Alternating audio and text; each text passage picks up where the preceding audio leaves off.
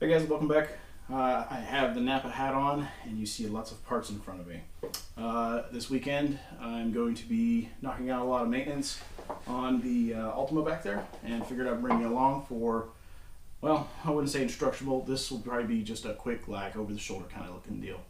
I've gone through how to change the oil before on this car and I haven't done the brakes, but who knows, maybe I'll show you guys how to do a brake. I'll split it up into the videos. The first thing that we're going to do is the oil filter, well, the oil change. So it'll be really quick. It should only take me maybe about 30 minutes to try to get everything situated and done. The first thing that I'm going to do is we'll do a little bit of tool shopping over in the toolbox. I've got my handy notepad here, and one thing that I started doing was writing down the vehicles and what tools I need. So the Altima here, what I'm going to need is a 14 millimeter wrench for the drain plug.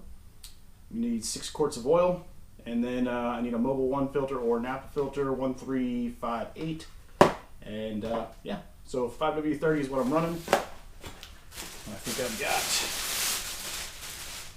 5 quarts here, and I got another quart and a half or so over there. So let's get some tool shopping done. Like I said, this was something I started off a couple years ago. I've got a nice little notebook, and then each vehicle I have what oil it uses, what oil filter, what drain plug wrench is, lug nut wrench, just the common stuff, splash field for the Telluride, and then the truck as well. So this is something I started. This saves a lot of time and guesswork and grabbing parts and whatnot. So, tool bag. Yep. So I'm going to need a 14 millimeter wrench.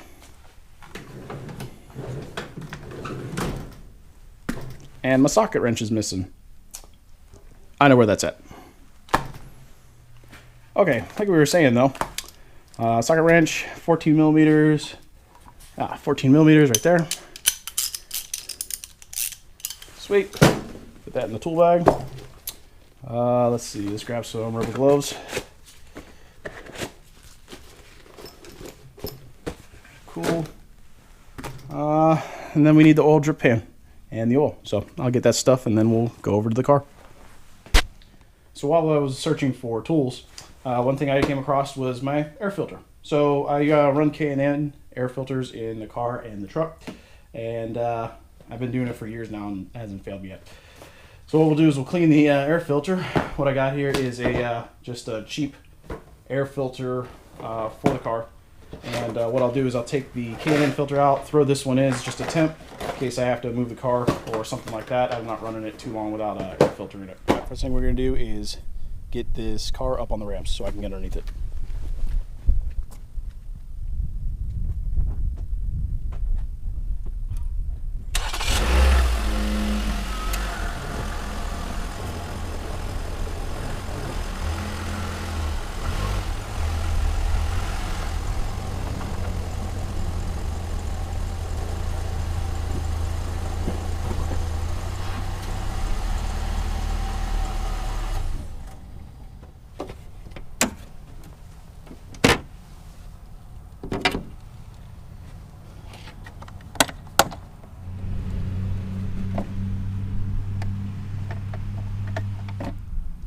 There's the old K&N.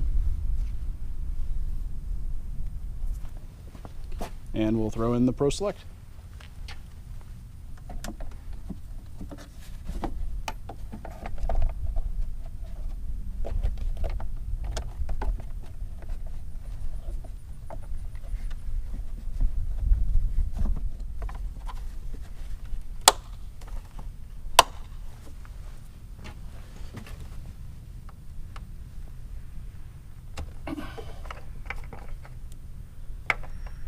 All right, time to throw the stuff underneath.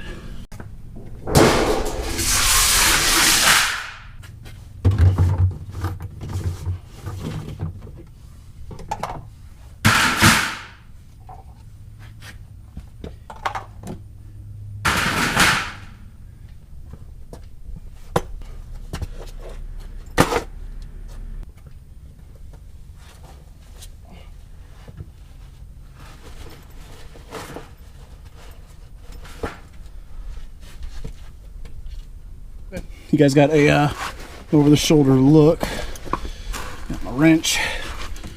Drip pan's kind of in place. They're always in the wrong place till you need them in the right place.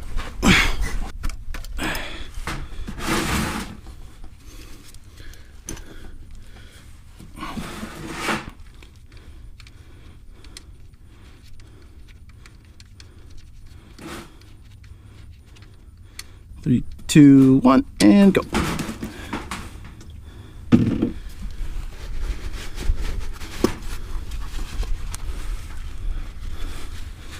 Well, we got oil in there. That's a start.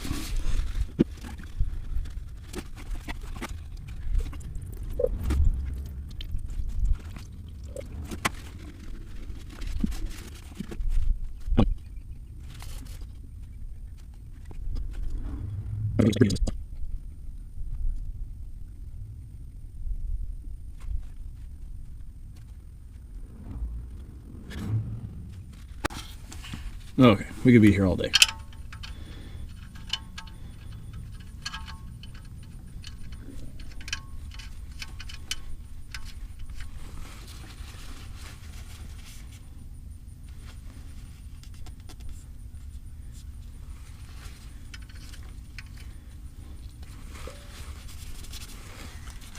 Sweet. And then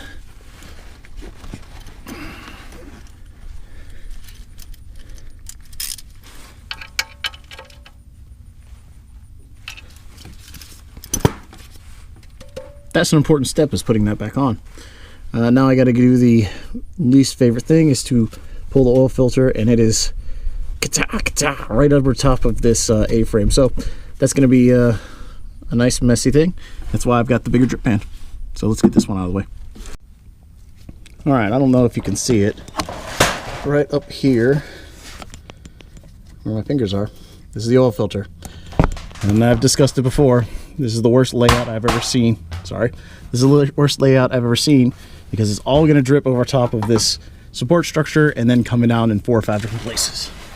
So I've got a bunch of rags ready to go when it does that, so I can clean it up as much as possible when it runs somewhere and it doesn't. And then I've got the big metal drip pan underneath to save my driveway for resale value.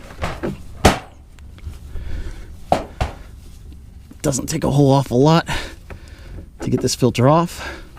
Here comes the mess.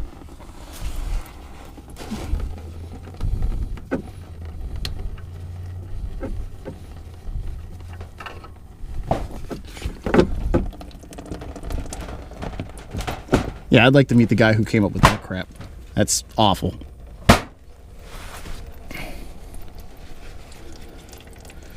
Because now, somebody who doesn't change their own oil, or unsuspecting person, gets back from the shop, has oil leaking in their driveway, and says, "Oh no, I got an oil leak." Takes it back to the shop, an unknowing person, and you get ripped off and say, "Oh, you've got this and that's wrong," when all that happened was they didn't actually tighten the oil filter or clean up their dang mess when they were done. Just my rant, but you make the judgment for yourself.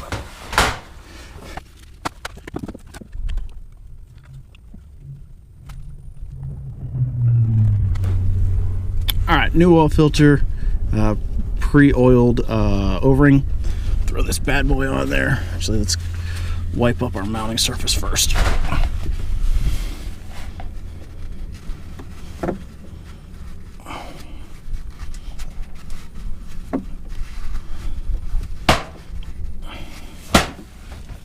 Sorry, I keep breathing into the mic. You're literally right in my face right now.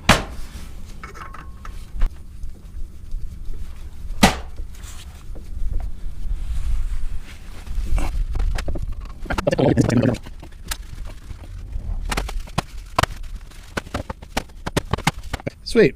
One last check. Oil filter's on. Drain plug's in. You guys QC me. Not my fault. Yours if it drips. Cool. And we're all cleaned up.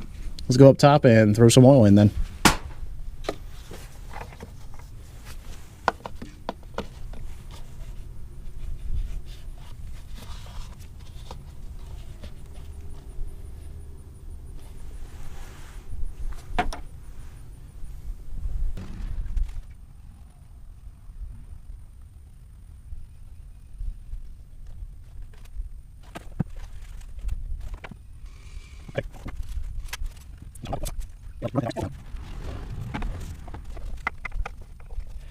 That's just a quick look at where my drip pan was and where the oil ended up splashing out at on it right here.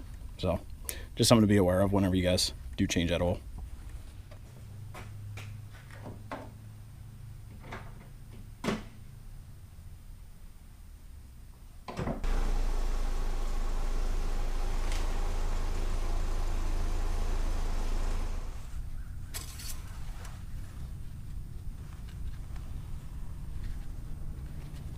Oh yeah, we're good.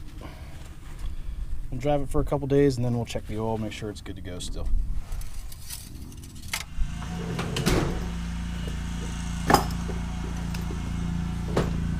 And then we'll put things back where they came from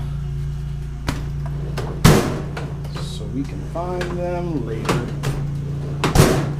Sweet. Job done. Thanks for watching. Check back again for the brakes.